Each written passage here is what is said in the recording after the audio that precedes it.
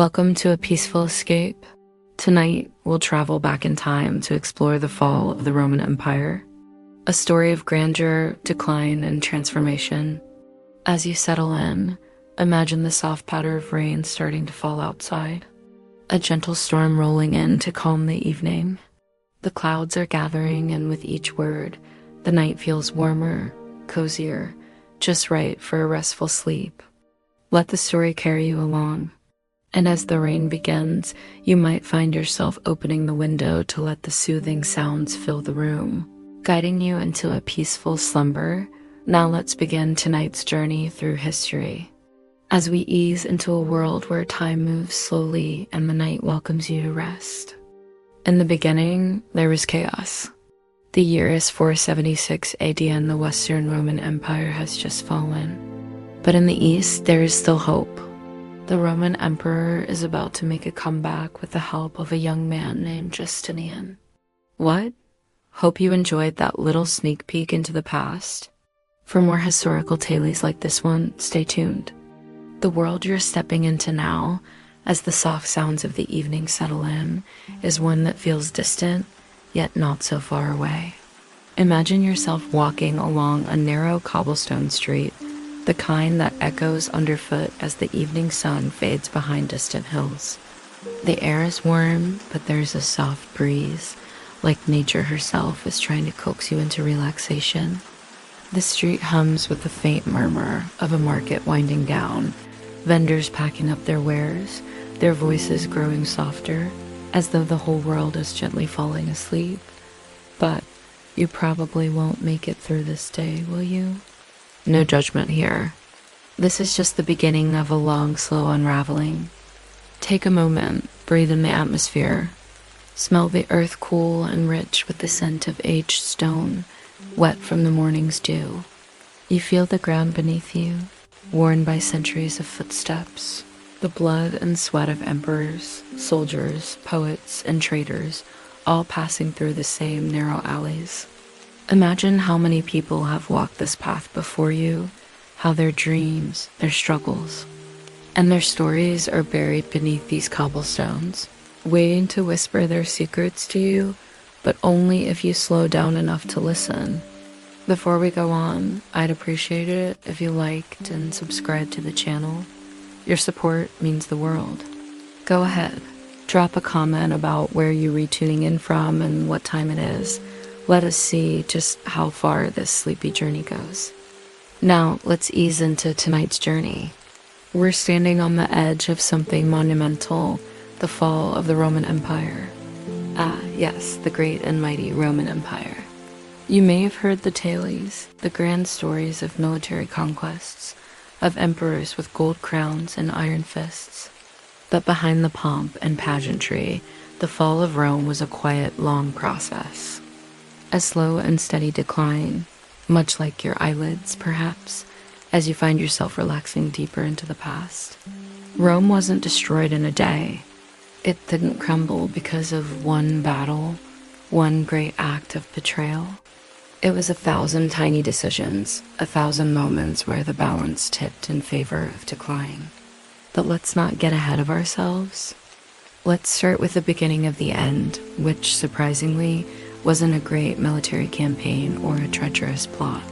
In the year 395 AD, the Roman Empire split into two parts, the Western Roman Empire and the Eastern Roman Empire, often called the Byzantine Empire.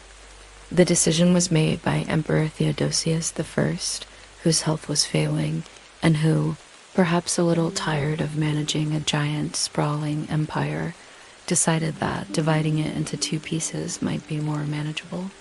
Think of it like splitting your afternoon coffee into 2 cups because one is just too much to handle. What could go wrong, right? Historians still debate whether this division was the final death knell of the Roman Empire, or merely a reflection of an empire already crumbling from within. Some argue that the split was just a tactical decision meant to make governance easier. Others claim that it was a desperate move to save a sinking ship. Regardless, this division set the stage for what would come next. One empire would eventually become a beacon of culture, wealth, and influence for over 1,000 years. But the Western Roman Empire? Well, that's where our story begins to take a turn toward the inevitable. As the years passed, the Western Empire became a patchwork of cities, all trying their best to keep the flame of Roman greatness alive. But the flames flickered, and the empire was attacked from all sides. Barbarians, Visigoths, Vandals, and Franks pressed in like a relentless tide, while internal struggles over leadership and resources made the empire's grip on power even weaker. It wasn't long before the inevitable happened. The city of Rome was sacked in 410 AD by the Visigoths. Led by Alaric I, it was a moment that sent shockwaves through the known world. For centuries, no one had imagined that Rome could be conquered. And yet there it was. The city that once ruled the Mediterranean, with its grand walls, its towering structures, its statues of gods and emperors lay in ruins. You could almost hear the ancient bricks groaning under the weight of history, whispering that nothing lasts forever. But here's the thing. Rome, in all its glory and grandeur, wasn't really brought down by an invading army or the ravages of time. No, it was far more insidious than that. It was a matter of culture, of ambition, of arrogance. Rome, for all its power, had grown complacent. The heart of the empire had been too preoccupied with preserving the past, with clinging to the idea of what it once was, rather than adapting to the changing world around it. But hey, who among us hasn't held on to something a little too long, hoping it'll stay the same forever? It's a trap, really. And Rome fell for it. Emperor Romulus Augustulus sat on the golden throne of Rome. The year was 476 A. He was only 18 years old. A child, really, but an emperor nonetheless. One day, he received a letter from the Germanic chieftain Odoacer. It went something like this. Listen here, kiddo. You don't look capable of ruling the empire. I think I should be the one sitting on that throne. What do you say? And then, as if to hammer home his point, Athosor added a postscript. Oh, and by the way, I now control northern Italy. Romulus Augustulus may have been young, but he wasn't stupid. He realized that this letter meant war. If he wanted to stay in charge, he would need an army. He turned to his advisor, a man named Ovida. Ovida, he said, I need soldiers. But Ovida looked back at him sadly. The thing was, Rome didn't really have an army anymore. All the gold that had kept Rome running for centuries had gone, leaving the empire broke and bleeding. Ever since the great crisis of the 3rd century, Rome had been on a downward spiral. The economy was in sharp decline, trade routes were getting cut off, and people were getting fed up. So when Romulus asked for troops, all that Ovid had to say was, good luck with that. Basically, Rome had become such a shell of its former self that it couldn't even assemble a decent fighting force, let alone defend itself against invaders. This was how Rome fell. Not with a bang, but with an, I don't really have an army. Can you send pizza? It may sound laughable today, but during the reign of Romulus Augustulus, this really was a big deal. His father, Emperor Otto, had always boasted about Rome's invincible army. Now, though, it seemed the empire's greatest days were behind it. This is a rather funny way to go out, right? Like the last guy standing gives up because he doesn't have enough pizza. Well, not exactly. In reality, it was more like someone stole the last slice of pizza and then told you to eat salad. The real reason Rome was in this mess was a series of bad choices that spanned several centuries. Think of it like your high school cafeteria. At first, everything's great. There's pizza, there's salad. But then someone spills spaghetti on the pizza, ruining it. Then they take away the salad, saying it's healthier, but really it's just because they don't want to clean the mess. That's kind of what happened to Rome. The empire started out with a lot of potential, kind of like the perfect recipe for pizza. But over time, things went wrong. Leadership got messy. The economy tanked. People revolted and left, and Rome was left holding the bag, or in this case, the empty plate. The first signs of trouble appeared way back during the crisis of the 3rd century. Back then, Rome was a bit like a pizza with ingredients from all over the place. It was a melting pot of cultures. For centuries, this diversity was Rome's strength, but then it became its weakness. Starting in the middle of the 3rd century, Rome got hit with a bunch of crises that shook its foundations. There were economic downturns, political chaos, and lots of threats from outside. And while Rome usually bounced back from tough times, this was different. It felt like everything was going wrong all at once. When you have so many problems piling up, you start to lose focus. Things that once seemed really important suddenly don't matter as much. It's like you're retrying to juggle too many things at once, and eventually one has to drop. In Rome's case, that thing was unity. The empire's diversity, which once made it strong, became a reason for division. Different groups within the empire started to pull away from each other, each focused on their own problems and interests. It was like someone adding too much spice to the pizza, making it hard to enjoy the flavors that make pizza, well, pizza. This growing divide weakened Rome from the inside. Each group started looking out only for itself instead of thinking about the good of the whole empire. They fought and argued instead of working together, which was essential for keeping the empire united and strong. Soon after, the crisis of the 3rd century ended, but the damage was done. The cracks in Rome's foundation were there to stay, kind of like when you drop your pizza.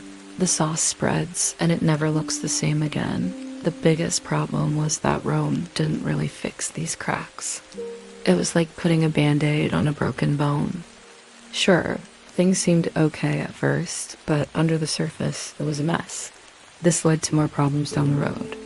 The empire became less stable, and it was only a matter of time before those cracks showed up again.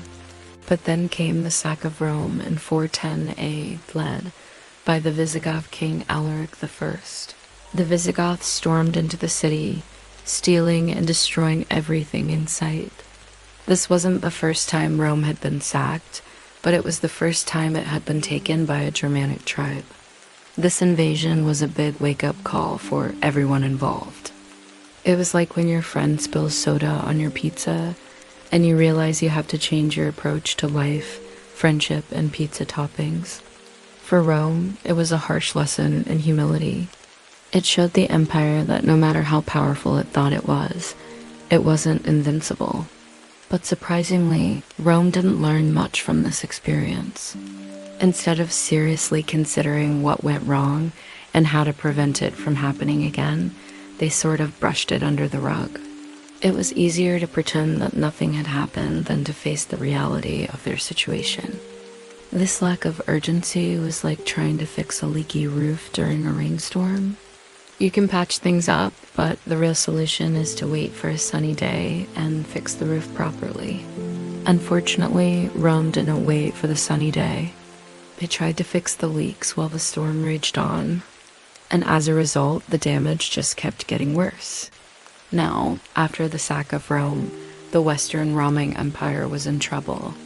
Despite being sacked, looted, and burned down several times before, this event was different. It exposed the rot that had set in during the empire's decline. The event was a wake-up call that Rome could no longer rely on its past reputation. It had to change or risk losing everything, but instead, it doubled down on old ways that got them into this mess.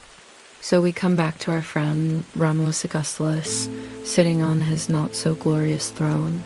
He looked around at the crumbling infrastructure, the weakening defenses, and the dispirited citizens and thought, well, how did we get here?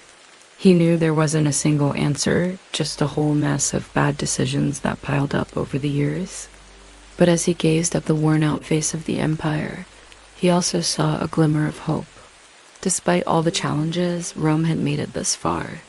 It had survived countless threats and emerged stronger. Could it do it again? It wouldn't be easy, but it wasn't impossible either.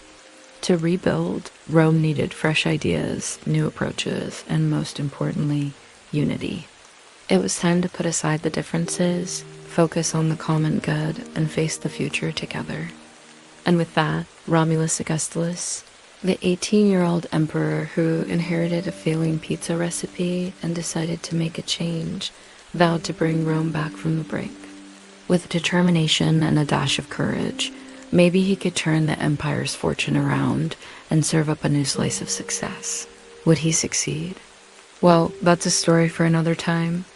For now, though, let's just say he had his work cut out for him. Rome wasn't built in a day, and neither was its decline. The fall of the Western Roman Empire was a slow process influenced by a multitude of factors.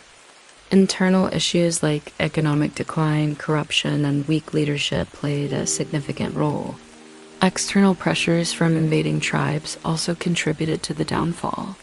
However, it's important to remember that Rome didn't fall instantly. It was a gradual decline that lasted for centuries. The empire showed signs of weakness long before its final collapse. The sack of Rome in 410 A served as a turning point, exposing the fragility of the empire, but it wasn't the sole cause of its fall. Rather, it was a symptom of deeper issues that had been festering for years. As you stand amidst the ruins of the Colosseum, imagine the cheers and excitement that once filled this very spot. Picture the mighty gladiators engaging in fierce battles beneath this magnificent arch. Now envision the decline of this once iconic structure, the crumbling stone, and the silence that replaced the roars of the crowd. Reflect on the parallels between the Colosseum's demise and the fate of the empire itself. Just as the Colosseum fell into disrepair, so did Rome's infrastructure, economy, and societal fabric. Both suffered a gradual decline, a decline that was both inevitable and heartbreaking. The fall of Rome was a complex event, a tapestry woven with threads of internal decay and external pressures. While the traditional narrative often points to the Visigoths' sack of Rome as the empire's demise, the truth is far more nuanced. The decline had been years in the making, a culmination of challenges that tested the resilience of one of the world's mightiest empires. You walk deeper into the ruins, the evening light casting long shadows on the ground. It's quieter now, the sounds of the market and distant voices fading away, replaced by the soft crunch of broken stones beneath your feet. You pass remnants of what used to be grand forums, where senators debated the fate of the empire, and the echoes of their words are long gone. Can you imagine them now, dressed in flowing togas, their faces a picture of resolve, as they argued about the future of Rome? It's a strange thought, these towering figures of history, so full of ambition, standing in a place now reduced to rubble. But here's the thing, Rome, like all great civilizations, didn't just fall because of external enemies or some tragic fate. It fell in part because of its own internal contradictions. Take the Roman economy, for instance. The empire had started out with a sense of purpose. There were aqueducts, roads, and trade routes connecting the vast empire together. Wealth flowed in from all corners of the known world, and the Romans, with their flair for innovation, built an empire that seemed unassailable. But over time, those roads began to fray. The wealth, it turns out, wasn't exactly spread evenly. It wasn't just the rich senators who were hoarding gold. Entire provinces were beginning to suffer from the strain of supporting the ever-expanding Roman machinery. And it wasn't just that the wealth wasn't shared. Rome's economy itself became more and more dependent on slave labor. Entire swaths of the empire's agricultural work and construction projects were handled by slaves. With fewer people involved in productive work, the economy became vulnerable. Farmers, too, began to struggle under oppressive taxes that barely allowed them to scrape by, let alone improve their land or quality of life. You feel that weight now, don't you? The sense of quiet desperation, the undercurrent of change that always seems to be pushing against the walls of society.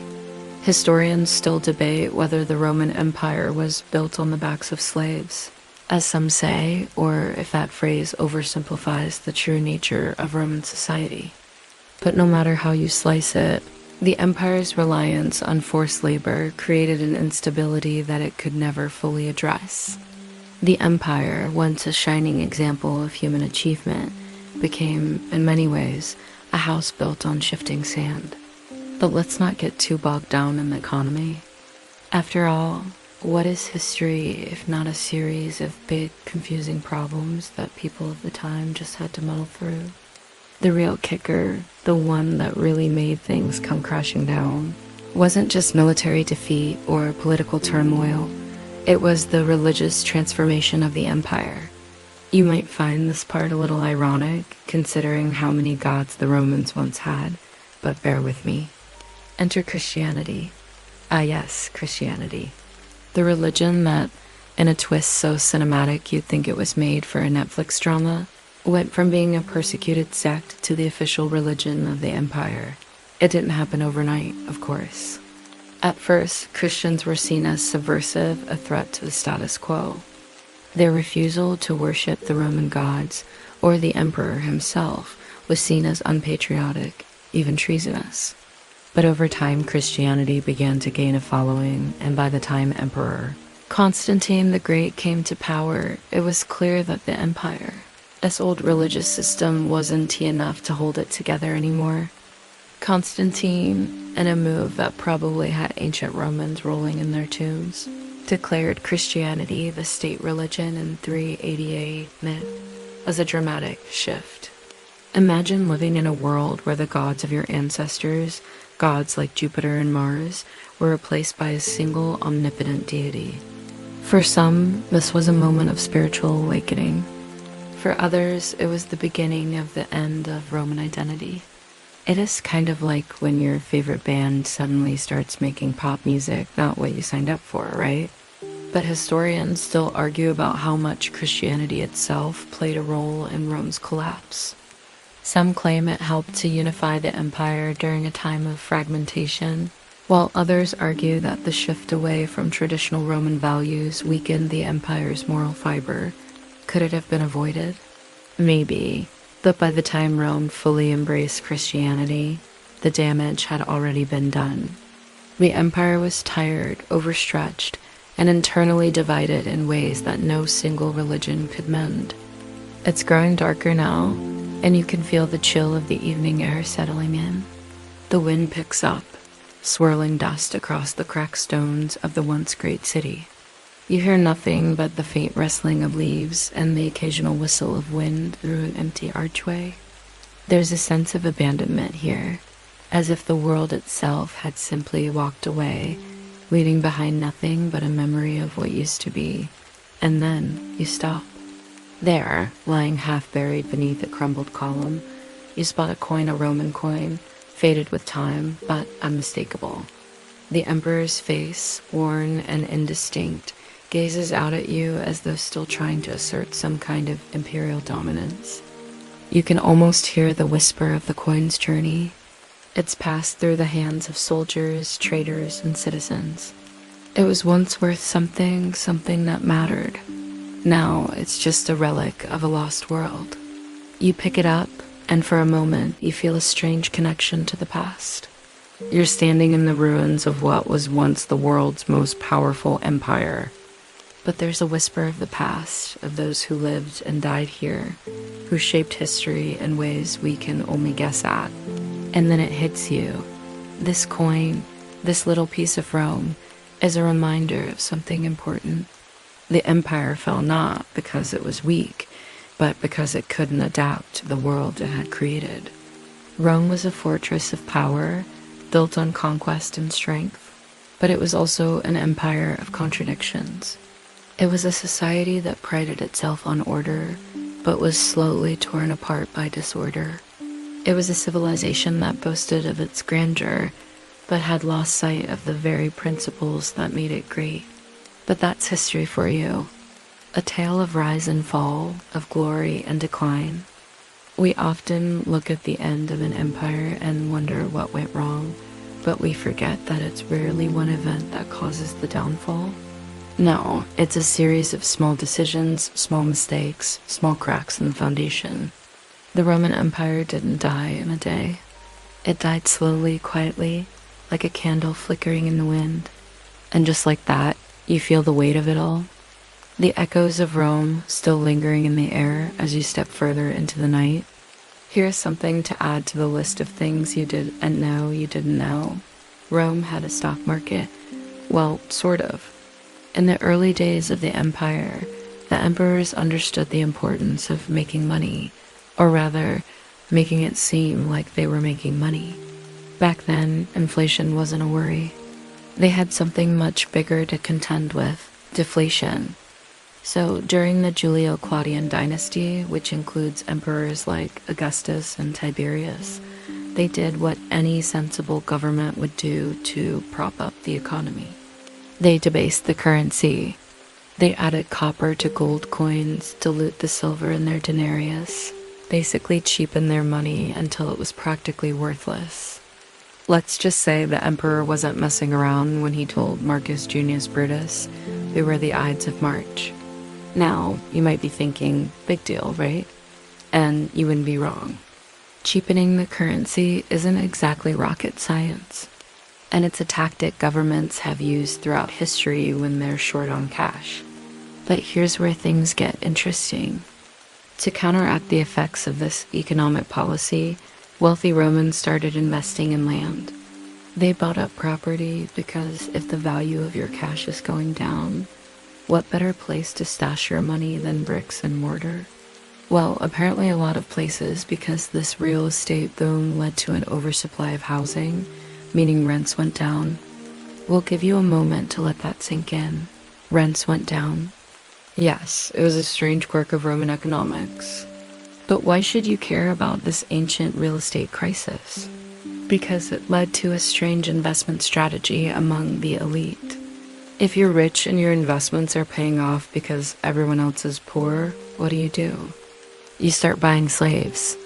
And don't get me wrong, the Roman love affair with slavery predates this economic downturn by a few centuries.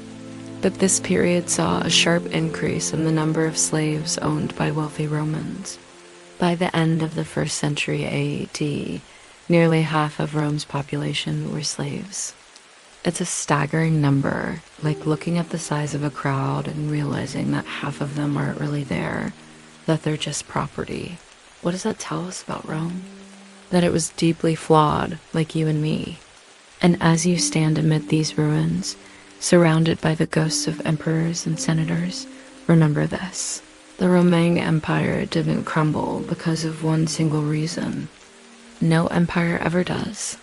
It was a combination of bad policies, economic downturns, social tensions, military defeats, and maybe a touch of bad luck. The fall of Rome wasn't a sudden event.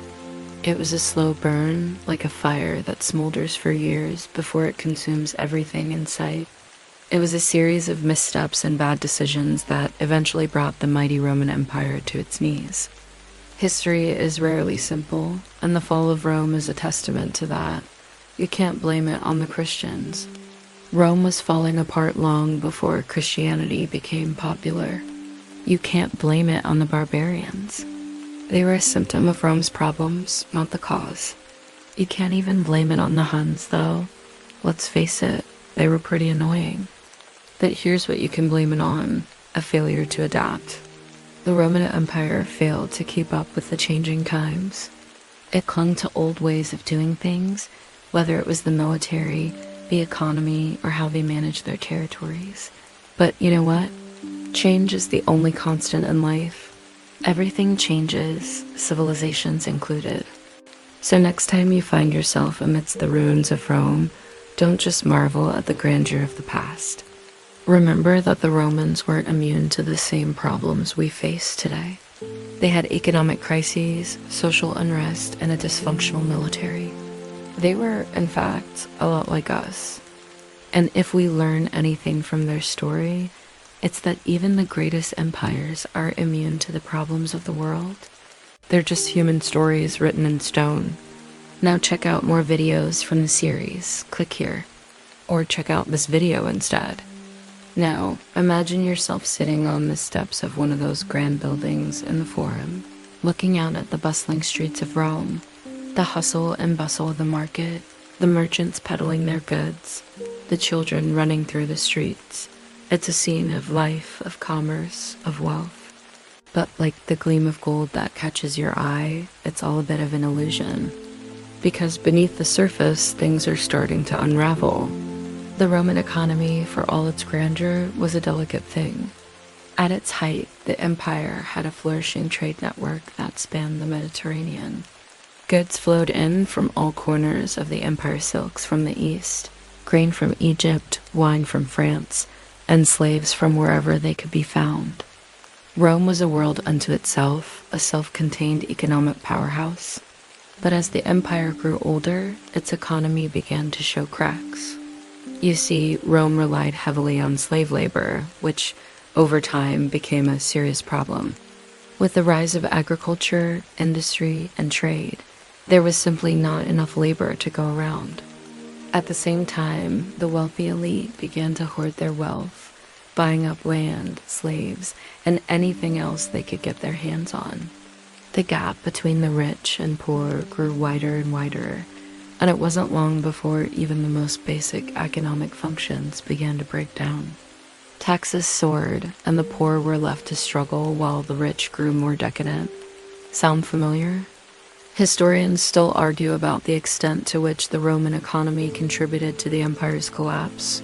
Some claim that it was the over-reliance on slave labor that doomed Rome's economy.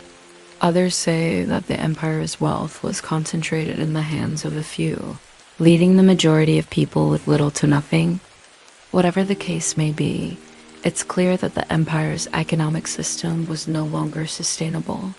And then, of course, there's the issue of inflation. You might be familiar with this concept from your own life prices rising, your paycheck staying the same, and suddenly, the cost of everything seems absurd. Well, in Rome, inflation was a serious problem. Emperors, desperate to fund their ever-expanding armies and the lavish lifestyle of the elite, began to debase the currency. Gold coins were mixed with cheaper metals, reducing their value. And like any good empire, they kept printing more and more money, flooding the economy with worthless coins. It is almost as if the Roman emperors had stumbled upon the same economic principles that modern-day governments still struggle with: unsustainable growth, debt, and inflation. By the time of Rome's collapse, the empire's economy was in shambles. The poor were poorer, the rich were richer, and the middle class? Well, it was starting to disappear altogether. It's a pattern that's repeated throughout history. When an empire begins to crumble, it's often the economic foundations that give way first. And with those foundations gone, the rest of the empire follows suit. But here's the thing about empires: they don't just disappear in one fell swoop. No, they fall slowly, like a building collapsing in slow motion. And when you look at the remains of the Roman Empire, you realize that what was once the greatest power in the world didn't die because it was overthrown by enemies from without, but because it was already unraveling from within. The coin you found earlier, the one you picked up from the rubble, is just one of many pieces of a larger story. A story of ambition, decadence, and eventual collapse. A story that stretches across time, but whose echoes still reverberate in the world today. You feel the cool air on your skin again, this time with a touch of frost as you look out at the remnants of the once great city. The soft whispers of history are still alive here, even in the silence. You can almost hear the faint murmur of ancient citizens going about their daily routines, trading goods, discussing politics, or perhaps just strolling down these same streets, marveling at the grandeur of the empire. But what you may not realize is that for many Romans, their daily lives were far from grand. In fact, for much of the population, it was a constant struggle to survive. Consider the plight of the average Roman citizen. Sure, there were the noble families living in luxurious villas with endless feasts and celebrations. But most people, they worked the land, lived in crowded, poorly built apartments, and endured harsh working conditions. A day in the life of an average Roman wasn't spent attending gladiatorial games or sipping wine in grand forums. It was about scraping by, about making enough to feed your family and keep the emperor's soldiers at bay. It wasn't always this way. In the early days of Rome, there was a sense of unity, of shared purpose. The early republic, before it turned into the sprawling empire we know, was built on the idea of civic duty. Citizens were expected to serve in the military, participate in politics, and contribute to the good of the state. But as Rome expanded and its population grew, it became harder and harder to maintain this sense of community. The rich became richer and the poor, well, they just became more numerous.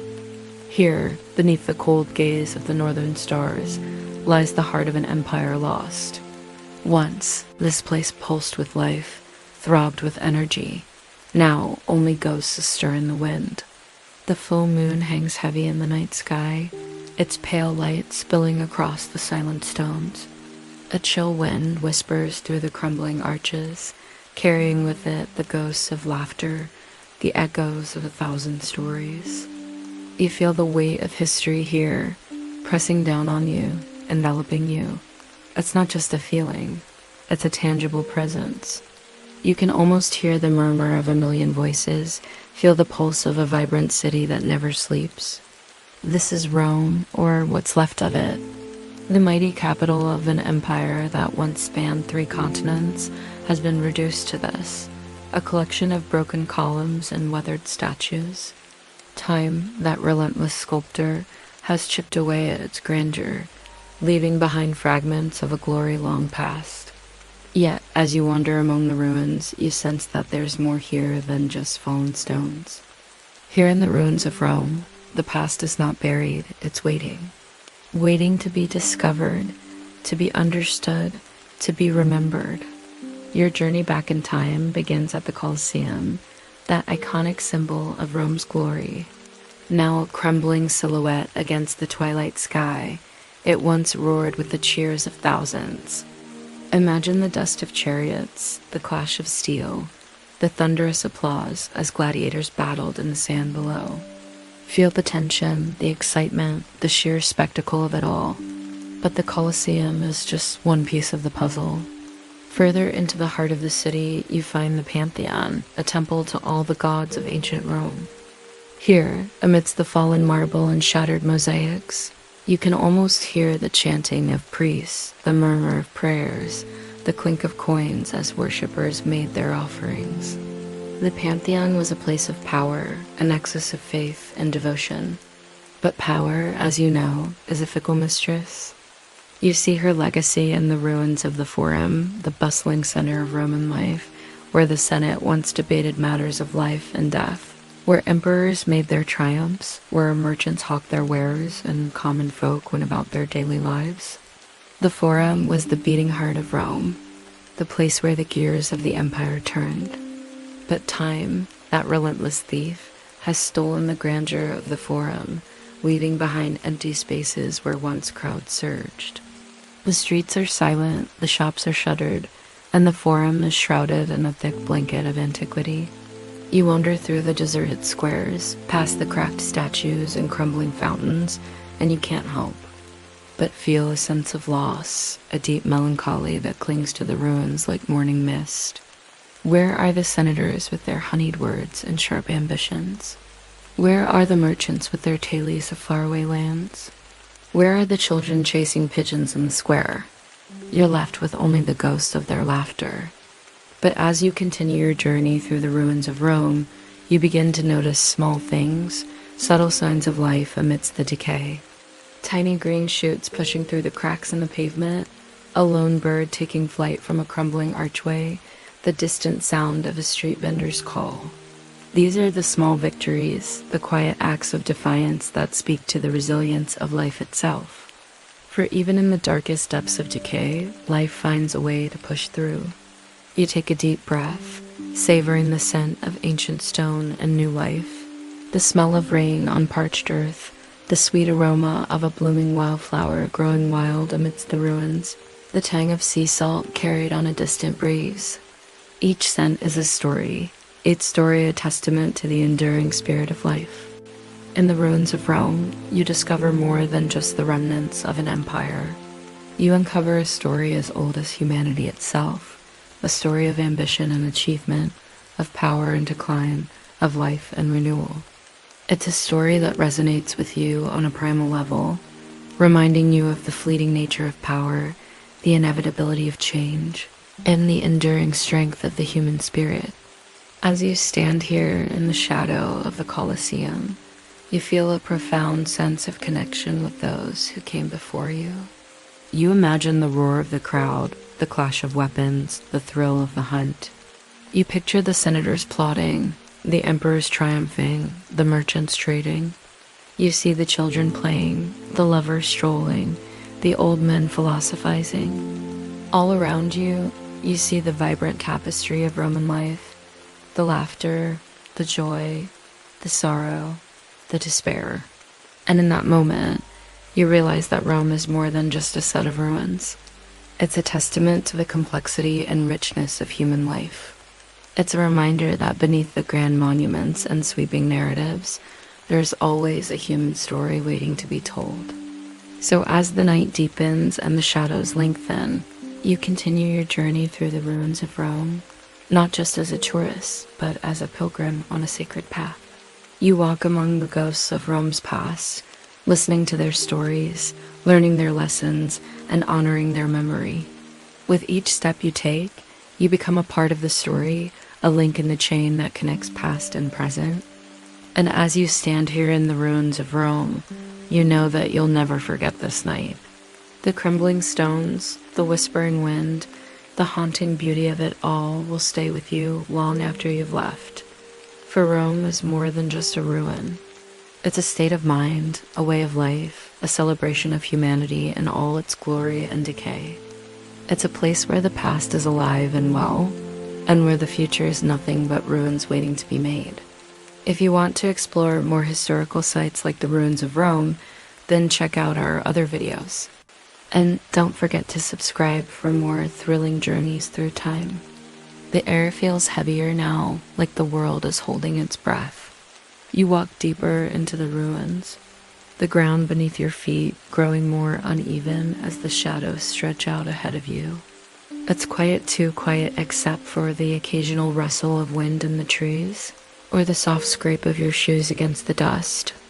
This is a place where time feels as if it has stopped, suspended in the ancient quiet of a fallen empire.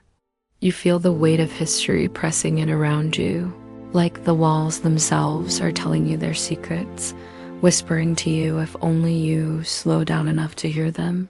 Rome, as we know, wasn't just a city. It was a system, a structure that held together the very fabric of the ancient world. It controlled politics, economics, and military strategy with an iron grip, and for a time, it seemed indestructible. But that unbreakable foundation built on centuries of military might, political ingenuity, and a sense of unyielding strength was starting to buckle under the pressure. The internal fractures were growing, and the cracks in the foundation were spreading. Rome's greatest strength had always been its unity, its ability to bring together different peoples and cultures under the Roman banner. But as the empire grew, that unity became harder to maintain. You feel it now in the air around you, the sense of fragmentation.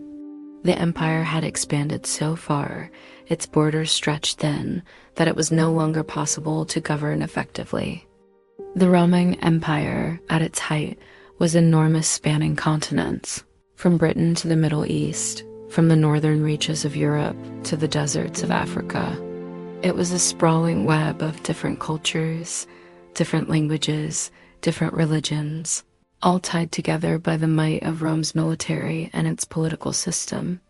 But as time passed, maintaining control over such a vast and diverse empire became increasingly difficult. The cost of administration, the strain on resources, and the pressure of defending such a large territory eventually proved to be too much. Here's where things get interesting. Did you know that, for much of Rome's later history, the empire was essentially ruled by two emperors? Yes, by the time we reached the 3rd century A, the empire had become so large and unwieldy that it needed a second emperor to share the burden. This system, known as the tetrarchy, was introduced by Emperor Diocletian in 293 AD. Diocletian, probably tired of being the sole ruler of an empire that was too big for one man to handle, decided to divide the empire into East and West, with a senior and junior emperor in each part. It was an attempt to stabilize a crumbling empire, but the truth is, it was a symptom of the problem. The empire was too big, too complex to survive without splintering. Historians still debate how successful the tetrarchy was in slowing the empire's decline. Some argue that it provided a temporary solution, allowing the empire to survive a little longer. Others claim that it simply delayed the inevitable. What's fascinating, though, is that this division didn't just affect the political structure of Rome. It also had a profound impact on its cultural and religious identity. For centuries, the empire had prided itself on its unified Roman identity. But as the empire fragmented, so too did the idea of what it meant to be Roman. The eastern and western parts of the empire developed distinct identities, and over time, this division would become even more pronounced.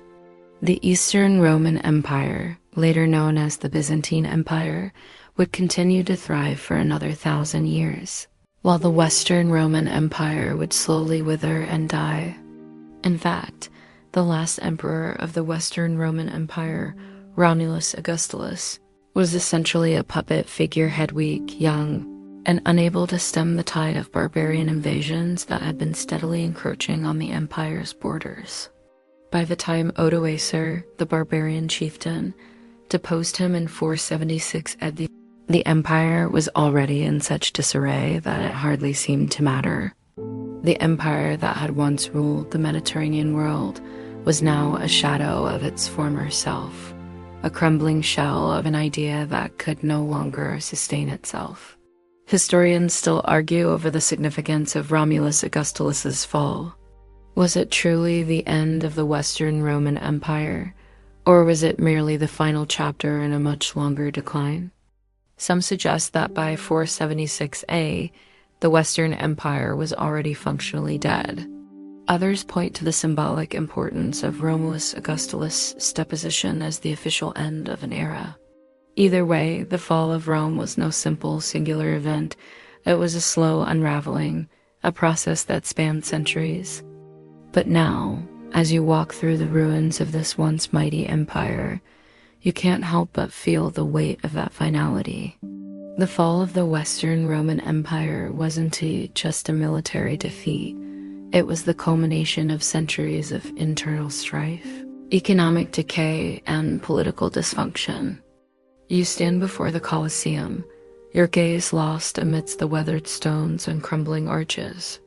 Around you, the ruins of Rome stretch as far as the eye can see, a silent testament to an empire long gone. In your hand, a worn book detailing the last days of Rome, its pages whispering tales of a city under siege. But you're not just reading about the fall of Rome. You're experiencing it, reliving it through the very stones beneath your feet. Because you, my friend, have stumbled upon a secret known only to a few. You found a way to travel back in time, to stand where ancient Romans once stood, to breathe the very air they breathed. In this video, we will transport you back to the year 476 AD, to the very last days of the Western Roman Empire. We will witness firsthand the fall of a civilization, the collapse of an empire, and the birth of a new world. So hold on to your time-traveling device and prepare for an adventure like no other. As we delve deep into the annals of history, the year is 476 AD. The Empire is on its last legs. The Visigoths, led by their warrior king, Theodoric the Great, have laid siege to Rome. cutting off supplies and relentlessly attacking the city walls. Within the crumbling metropolis, the last Roman emperor, Romulus Augustulus, struggles to maintain control. His army is depleted, his coffers are empty, and the spirit of the once mighty Rome seems to have vanished. The streets, once bustling with merchants and soldiers, are now deserted, save for the occasional scavenging goat or weary-eyed beggar. The magnificent Colosseum, a symbol of Rome's former glory, stands eerily silent, its echoes replaced by the screams of the Visigoth invaders. The Forum, once the heart of Roman political and social life, is littered with rubble and debris, a graveyard of a bygone era. Amidst this desolation, you find yourself wandering through the ruins of a bakery, its ovens cold and covered in ash. The smell of stale bread hangs in the air, mingling with the stench of waste and decay.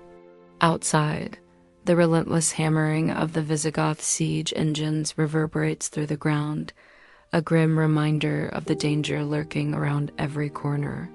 Suddenly, a guttural shout pierces the air, followed by the clash of steel on steel. Startled, you drop your time-traveling device, watching as it disappears into the dusty street. Quickly assessing the situation, you realize that if the Visigoths find your futuristic gadget, they might just take it to their king, Alaric I. You try to call out to them, but your voice is lost in the din of battle. So you flee, weaving through the ruined buildings, hoping to find a place to hide. Your heart pounds in your chest as you hear the Visigoths close behind you.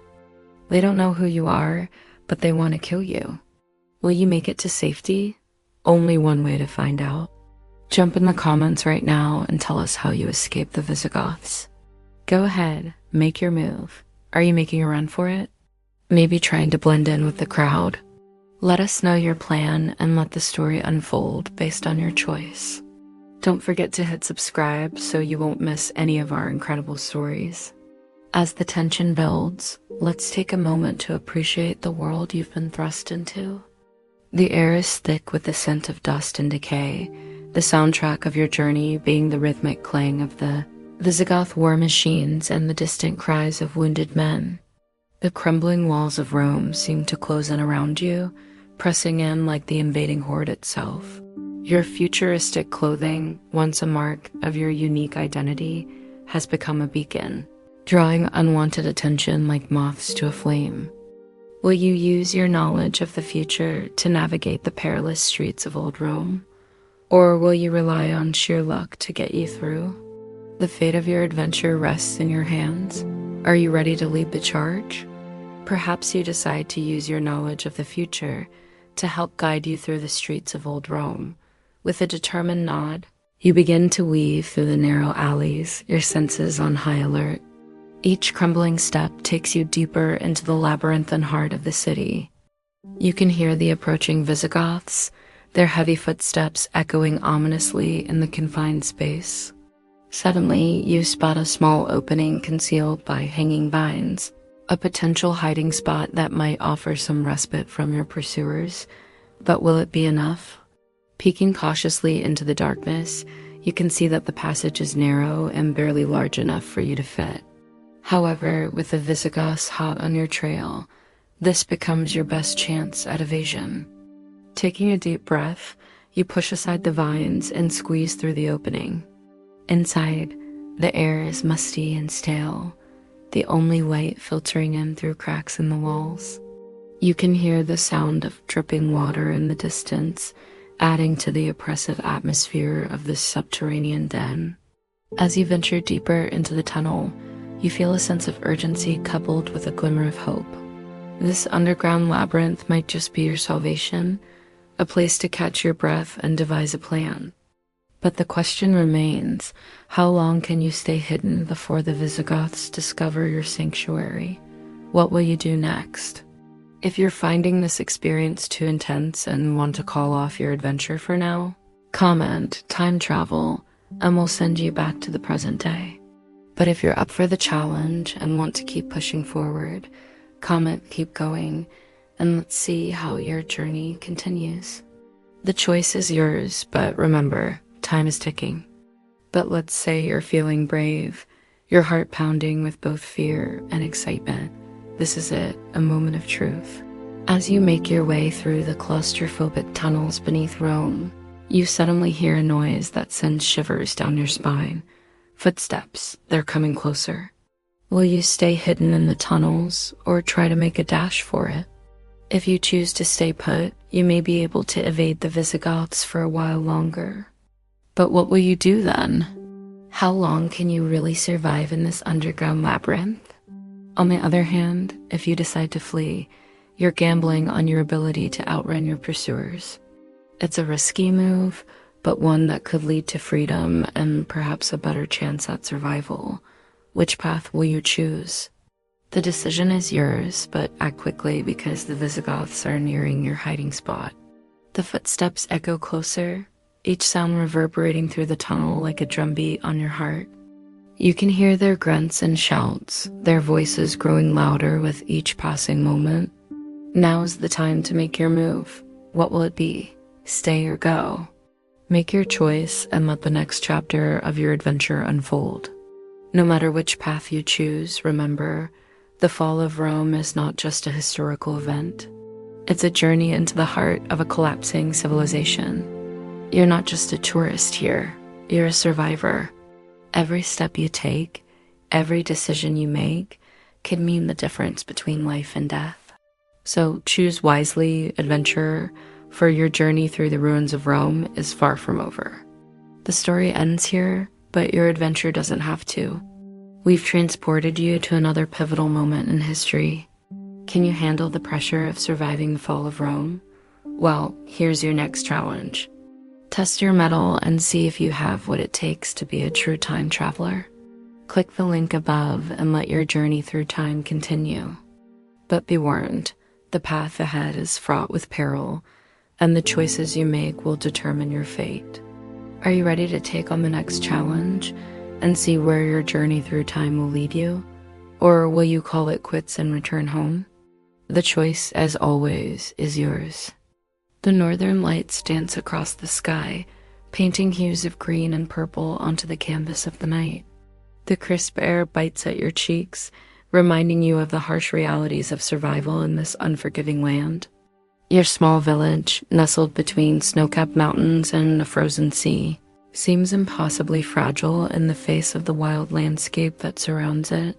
Inside your modest home, the flickering light of a hearth provides a moment's respite from the darkness. Your family huddles closer, seeking warmth and comfort in each other's presence. Outside, the wind howls, carrying with it the whispers of a world in flux. A world where the familiar has become unfamiliar and where the echoes of the mighty Roman Empire seem distant and unreal. As you gaze into the flames, your mind wanders to the stories of old, tales of a time when Rome's banners stretched from the frozen north to the sun-drenched south, uniting vast territories under its rule. Back then, life was different. Trade flourished along the great Roman roads. Merchants traveled freely, exchanging goods and ideas from distant lands. The Pax Romana, or Roman peace, had brought stability and prosperity to many regions, fostering a sense of unity among the diverse peoples under Rome's dominion. The Roman legions, with their disciplined ranks and gleaming armor, had secured the borders, protecting the provinces from outside threats. And in the heart of the empire, in the bustling city of Rome, the Colosseum had roared with the excitement of gladiatorial combats and wild animal hunts, providing entertainment and diversion for the masses. But now, all that seems like a faded dream, a whisper from a forgotten era.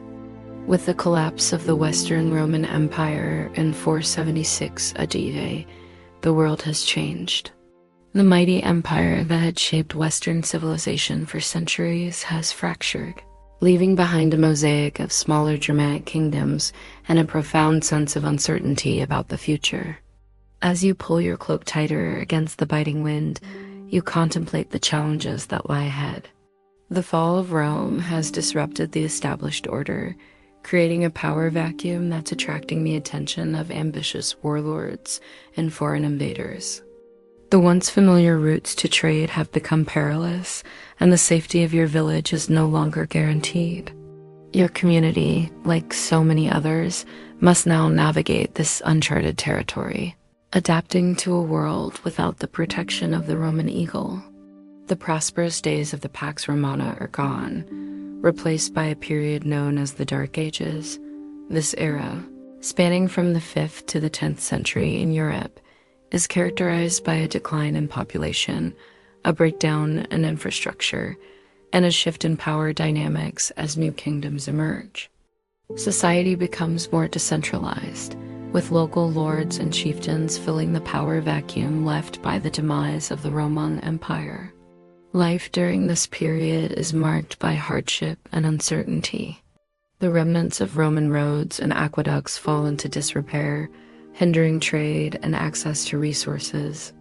The decline in population, partly due to plagues and wars, leads to labor shortages and economic instability. The absence of centralized authority creates a climate of insecurity, leaving communities vulnerable to the raids of nomadic horsemen from the east and north. Amidst this upheaval, new social structures arise.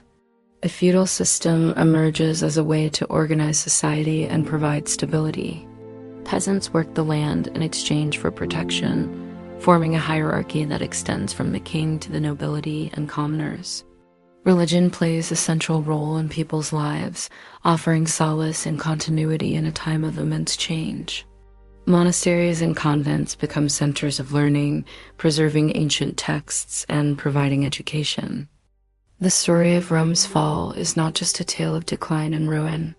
It's a testament to the adaptability and resilience of human civilization. Despite the challenges and hardships of the Dark Ages, seeds of innovation and cultural rebirth begin to sprout. As you gaze at the stars sprinkled across the darkening sky, you find yourself contemplating the mysteries of the cosmos. The Roman Empire, with its advancements in astronomy, had charted the stars and understood their celestial dance. Now, in the midst of societal upheaval, you and others turn to the heavens for answers. Astrologers and fortune tellers emerge, weaving narratives that attempt to explain the tribulations of the times. People seek guidance in the stars, hoping to find meaning in the patterns above. As the centuries pass, new belief systems arise, blending traditional Roman paganism with Germanic folk beliefs and emerging Christian teachings. These syncretic faiths reflect the changing cultural landscape and the influence of diverse peoples. The fall of Rome didn't just bring an end to an era, it marked a turning point in history. The old ways are fading, but new beginnings are on the horizon. Each generation grapples with the legacy of the past and the uncertainties of the future. But even in the darkest of times, the human spirit perseveres. Farmers plant their crops, artisans craft their wares, and storytellers keep the embers of tradition burning. The fall of Rome is a pivotal moment in history, a reminder of the impermanence of empires and the resilience of the human spirit. But it's also a prelude to new chapters waiting to be written. As you look to the future, you see glimmers of hope. New cultures are taking root, new ideas are stirring, and the foundations are being laid for the civilizations that will shape the coming centuries. The fall of Rome is not just an ending, it's a beginning. It's the start of a new journey, one filled with challenges, yes, but also with the potential for growth, change, and ultimately, renewal.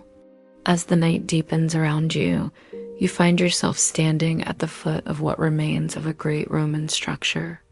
Its columns are broken and leaning like tired sentinels, still holding on to the past. You can almost hear the echo of footsteps from the emperors who once marched through here, their sandals clapping against the stone floors as they made their way toward greatness. But the stone is silent now, cracked and weathered, as if it has long since given up on the glory that once stood above it. Imagine the rumble of chariots on Roman roads, the murmur of merchants in bustling marketplaces, the roar of crowds in the Colosseum. All these sounds have faded into silence, leaving you in the stillness of a world that's gone.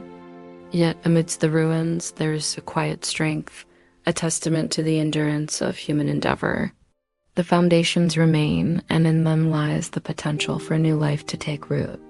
The fall of Rome didn't just erase the past. It left its mark on the very fabric of Western civilization. The legal principles, the language, the architectural achievements, all these elements became building blocks for what came after. The medieval period that followed wasn't a blank slate. It was built upon the remnants of Roman grandeur. The fall of Rome wasn't just a historical event. It was a catalyst for profound changes in the cultural, political, and social landscapes of Europe. The decline of the Western Roman Empire led to the emergence of new kingdoms and a shift in power dynamics. The once vast Roman territories were divided among various Germanic tribes, including the Anglo-Saxons in Britain, the Franks in northern France, and the Visigoths in Spain. This fragmentation not only reshaped the map of Europe, but also set the stage for the development of distinct regional cultures. The fall of Rome also marked a significant break in the transmission of classical knowledge. With the Western Empire's collapse, the preservation and dissemination of Roman texts, philosophies, and scientific advancements became fragmented. This interruption in the flow of information contributed to what some historians call the Dark Ages, a period characterized by a decline in literacy and a shift away from classical ideals. However, the eastern half of the Roman Empire, known as the Byzantine Empire, continued to flourish. Constantinople, the new Rome, remained a center of trade and cultural exchange, preserving and building upon Roman traditions. The Byzantines made significant contributions to law, art, and architecture, leaving behind masterpieces like the Hagia Sophia, a symbol of their enduring legacy.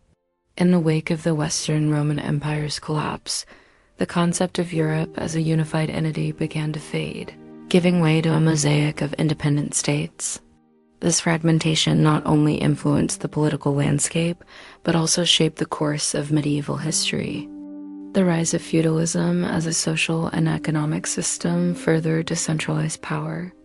Instead of a centralized authority, land was granted to local lords in exchange for military service, creating a network of semi-autonomous estates. This feudal structure had profound implications for society, shaping everything from economic relations to the roles of different social classes. The fall of Rome also had profound consequences for the relationship between ruler and ruled. The traditional Roman ideals of civic duty and participation in public life gradually gave way to a more hierarchical and authoritarian system. Rulers increasingly asserted their divine right to power, legitimizing their authority through religious doctrines. This shift had lasting implications for the nature of political authority and the rights of subjects. The fall of Rome was not just a historical event, it was a pivotal moment that reshaped the course of Western civilization.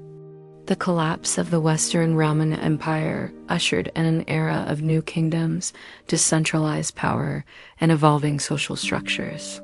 The decline of classical learning and the emergence of new belief systems also had profound implications for culture and society.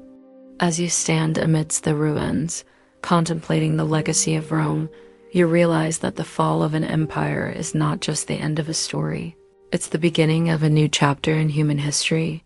The fall of Rome wasn't just a moment of decline, it was a catalyst for change. It reshaped the political, social, and cultural landscape of Europe, setting the stage for the medieval period and the eventual Renaissance. The story of Rome's fall is a reminder of the cyclical nature of history, the rise and fall of civilizations, and the enduring spirit of humanity to adapt and persevere through even the greatest of challenges. The wind picks up as you move forward, the sound of it rustling through the trees sending a shiver down your spine. It's a chill, the kind that makes you want to curl up in a blanket with a cup of tea and forget about the world for a while. But instead you press on, your mind still wrapped in the mysteries of the past. The ruins of Rome, so ancient and silent, stand as reminders of an era that once shaped the entire world. And now, as the night deepens further, it's easy to get lost in the idea that perhaps the past really is another world, one that is unreachable, untouchable, like a dream you wake up from just as it's beginning to make sense. But here's the thing. As much as Rome's collapse feels like a distant memory, its influence still lingers. After all, the fall of the Roman Empire didn't just result in a dark age of barbarism and ignorance. It gave rise to new ideas, new institutions, and new ways of thinking that would shape the course of history for centuries to come. In a way, Rome's collapse created a vacuum, one that was eventually filled by the rise of the Catholic Church, feudalism, and the eventual emergence of European kingdoms. The Catholic Church, in particular, played a pivotal role in the transition from the fall of Rome to the medieval period. After the Western Empire fell, the Church remained a stabilizing force in Europe, acting as a central authority that helped maintain order and unity. In many ways, the Church became the successor to the Roman Empire, filling the void left by the collapse of imperial power. The Church preserved Roman law, Roman culture, and Roman knowledge, ensuring that these things didn't vanish completely. The rise of feudalism, meanwhile, marked a shift from the centralized power of Rome to a more decentralized, localized form of governance. As the old Roman political system collapsed, local lords and nobles began to take control of the land, establishing their own domains and protecting their territories from outside threats. This feudal system, while vastly different from the Roman Empire's imperial structure, was a response to the same basic need for order and security. And then there were the kingdoms that emerged from the ashes of the Western Roman Empire. While many of them were small and fragmented at first, they eventually coalesced into the powerful kingdoms of Europe that we recognize today: France, Spain, England, and the Holy Roman Empire. It's a reminder that even in the face of decline, something new can emerge.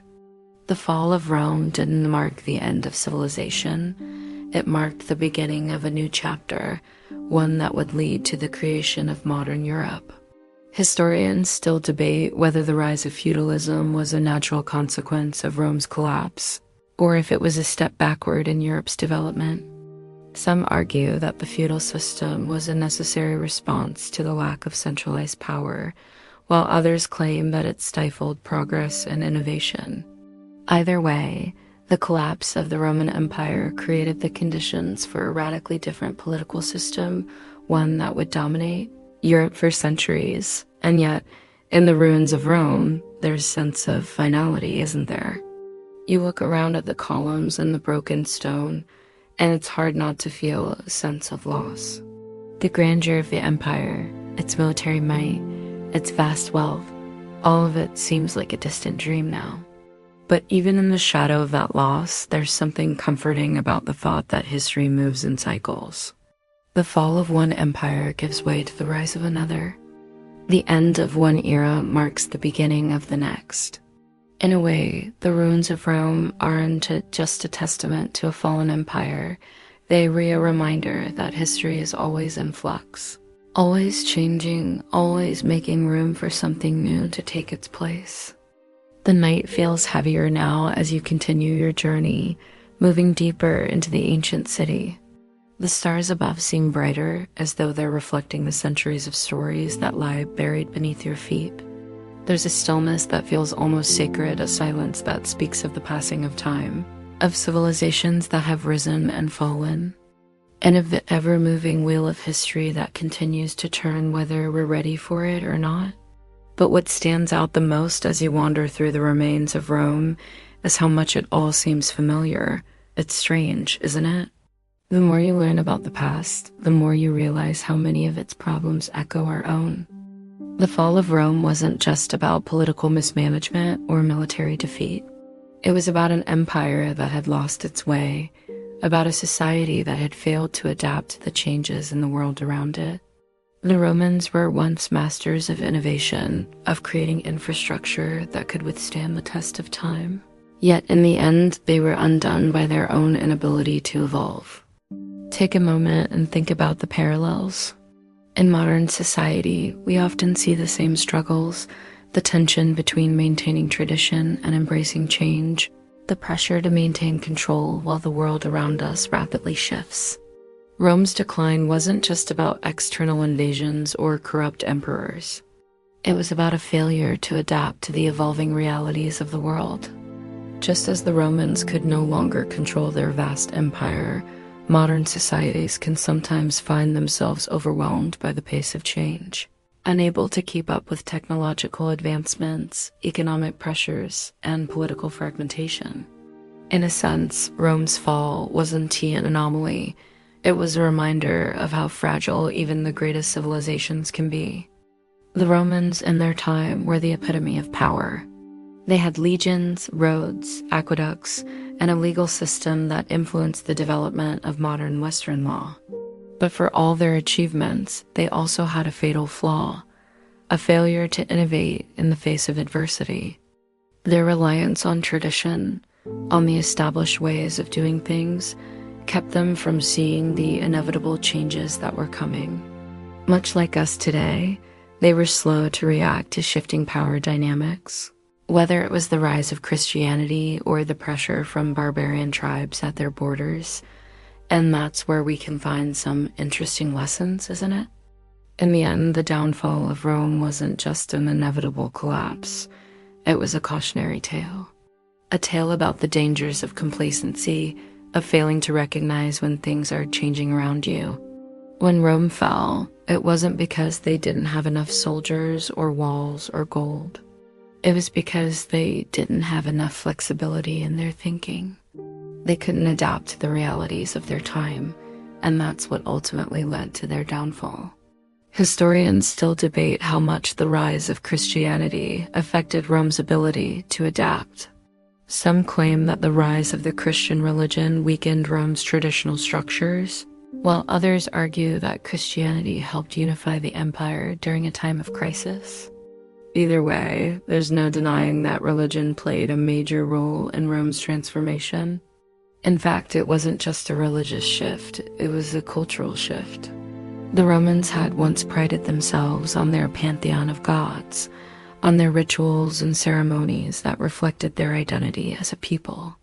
But with the rise of Christianity, that world was turned upside down. The question remains, could Rome have survived had it maintained its traditional religious practices?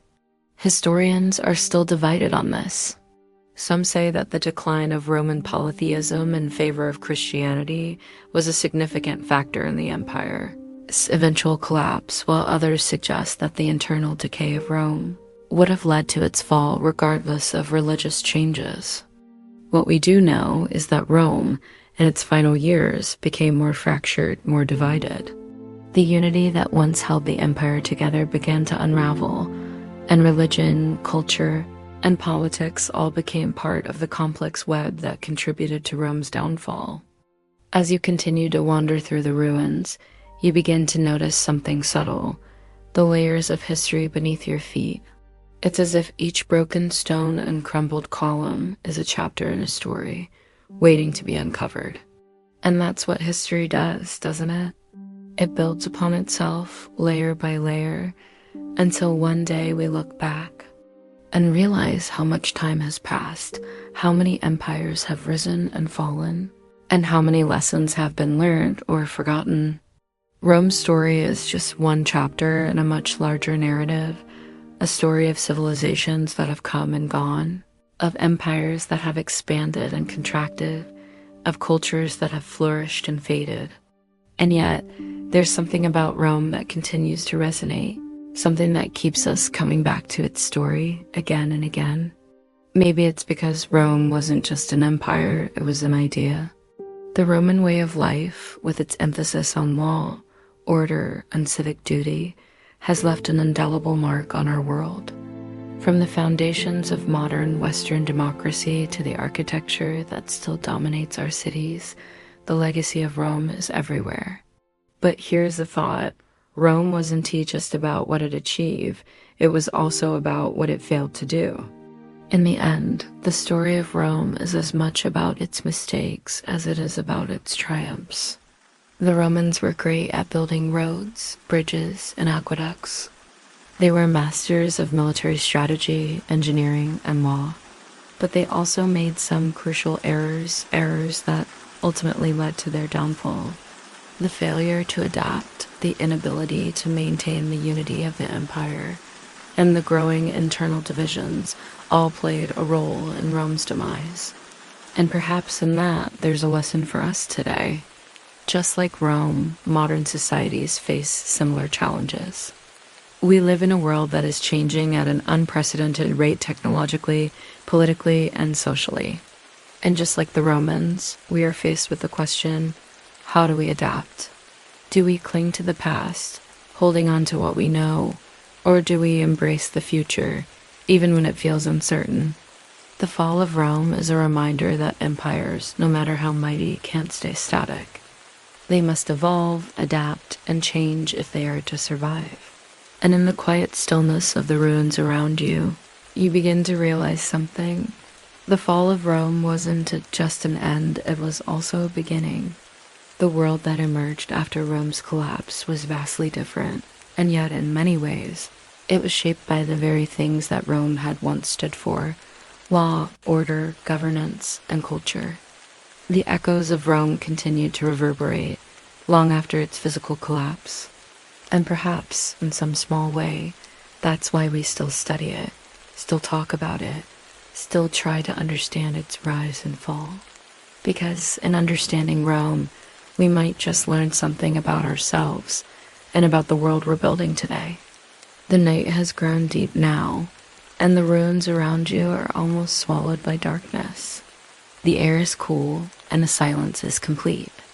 As you stand in the stillness, you reflect on everything you've just witnessed: the grandeur, the decay, the slow unraveling of one of the world's greatest empires. And as you gaze up at the stars above, you can't help but feel a sense of peace. History, after all, is a reminder that everything has its time. Empires rise and they fall. Cities are built and they crumble. And yet, life goes on. Rome's fall was not the end of civilization. It was the beginning of something new. The legacy of Rome lives on, not just in the buildings and monuments that still stand, but in the ideas, the institutions, and the values that were passed down through the ages. It's a reminder that, even in the face of decline, something new can emerge. That every ending is also a new beginning. As you stand there in the quiet darkness, you realize that Rome's story is not just a tale of empire and power, it's a tale of human resilience. The Romans may have fallen, but their legacy lives on in ways they could never have imagined. And perhaps that is the ultimate lesson of their story, that no matter how mighty or invincible we think we are all part of a much larger cycle, one that moves constantly through time, shaping the world in ways both grand and subtle. And so, as the moonlight fades, you take a deep breath. You feel the weight of the past, and yet you also feel the quiet promise of the future. For even in the ruins of empire, life continues, and the story is never truly over. End of story. As our journey through history comes to a close tonight, the rain continues to softly fall outside, a gentle rhythm that matches the calm of the evening. I hope the story of Rome's rise and fall has eased your mind, guiding you into a peaceful, restful state. The world outside may be full of noise, but here in the quiet of this moment, all is calm. As the rain taps against the window, let it be a reminder that it's time to let go of the day. Drift into the softness of the night and know that you're exactly where you need to be. The story may have ended, but your journey into deep, restful sleep has just begun. May your dreams be as peaceful and undisturbed as the rain outside, and may you wake feeling refreshed and ready for tomorrow. Enjoy the gentle rain sound. Good night and sleep well.